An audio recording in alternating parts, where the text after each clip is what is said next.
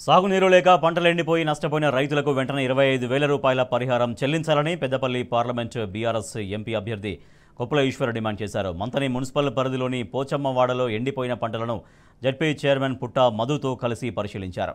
రైతులను పరామర్శించిన ఆయన ప్రభుత్వం మెడలు వంచి అయినా నష్టపరిహారం ఇప్పిస్తామని భరోసా ఇచ్చారు. కాంగ్రెస్ ప్రభుత్వం అధికారంలోకి రాగానే 200 మంది రైతులు ఆత్మహత్య చేసుకున్నారని, గత ప్రభుత్వంలో ఒక్క రైతు కూడా ఆత్మహత్య చేసుకోలేదని కొప్పుల ఈశ్వర్ అన్నారు. రైతుల సమస్యలపై ముఖ్యమంత్రి ఒక్క రివ్యూ మీటింగ్ కూడా పెట్టలేదని ఆగ్రహం వ్యక్తం చేశారు.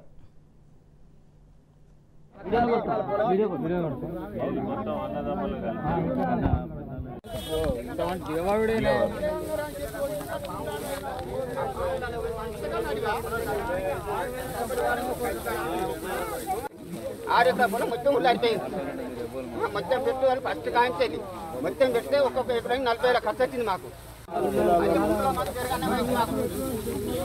నీళ్ళతో తడవాలి.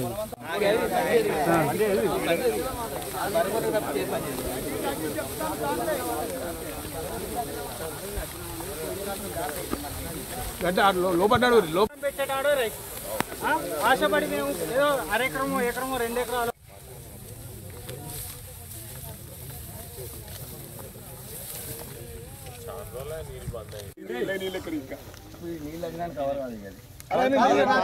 మొక్కలు కూడా బెర్రెలు కూడా